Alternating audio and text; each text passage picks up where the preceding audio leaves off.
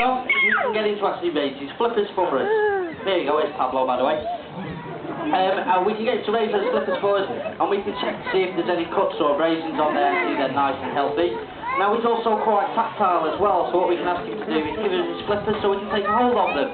Now, this helps if we need to give any injections or take any blood samples, because the best place to do so is from the flippers. It's an awful lot easier for us as well. Now we can also get him to do a bit of a spin round. There he goes. Don't get too dizzy. But we can, this gives us a good idea that he's got no aches or pains, his joints are all in working order, and he's fairly agile as well. Now what we can also get him to do is we can get him to lie down for us.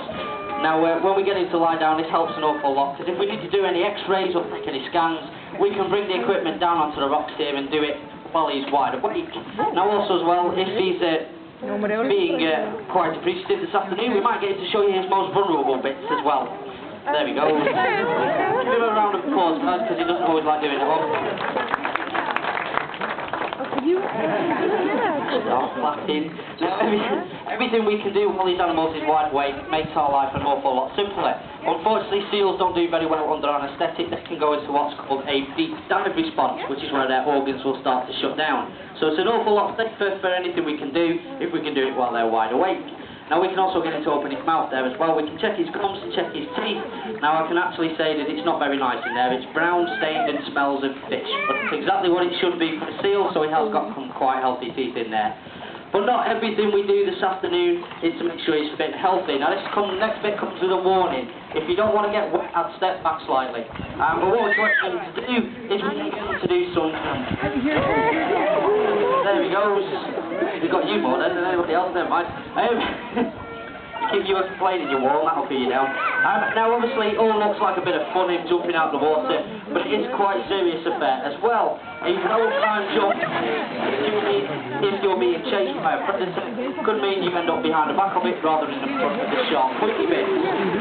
Now also as well, these jumps show that you are a fit, healthy seal, and you've got some excessive force as well, which will be shown when you're showing off to the females. So he also uses these jumps to show off to his women as well. Now what we can also get him to do is we can get him to do something called porpoising, which is what we often see other marine mammals doing like this. They'll arch themselves out of the water, usually at the brow of a ship for dolphins. It means they can travel an awful lot quicker. There's less friction in air than there is in water, so they can get a lot faster as they travel along. Now you'll see everything he does he gets rewarded for this afternoon. It's a bit like yourselves. When you go to work you want to get paid for it. He gets paid in fish. Now fish unfortunately is an unsustainable food source. If we overfish it, all the fish are going to disappear, there's going to be none left for ourselves and also for the seals and the other marine life as well.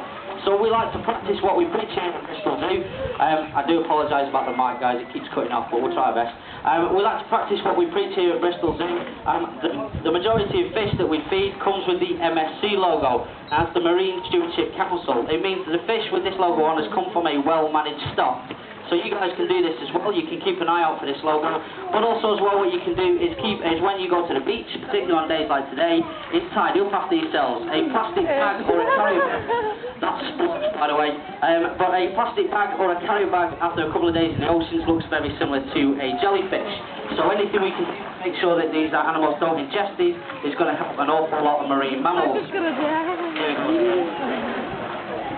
Now you can also be excused this afternoon for actually mistaking these animals for sea lions. They do look very similar and they are actually more related to sea lions than seals, so why on earth are we calling them fur seals?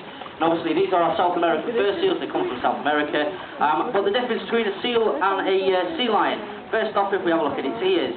If it's got holes in the side of its head where its ears should be, it's a seal. If it's got earlobes, it's a sea lion. So there we go, sea lion bit.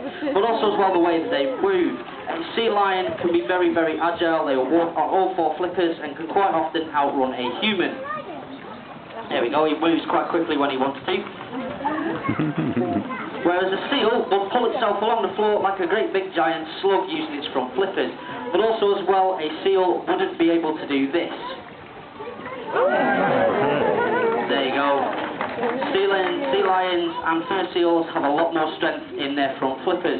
But the reason we call these seals and not sea lions comes back to their fur. They have two layers of fur. They have an underlayer and a guard layer, one to keep it nice and warm and one to keep it nice and dry, which you guys might need as well.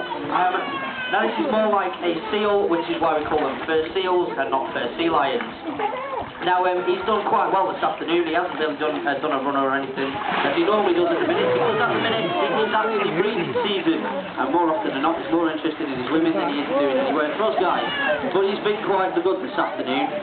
But if you want to see these animals at the best once we finish the talk, if you follow the path round, you'll come to the underwater viewing area and you'll be able to see them swimming off their meals. But I think he's probably going to be coming up towards finishing his jumps and everything in a minute. If he does another one or not, he's having a swim round in a minute, who knows.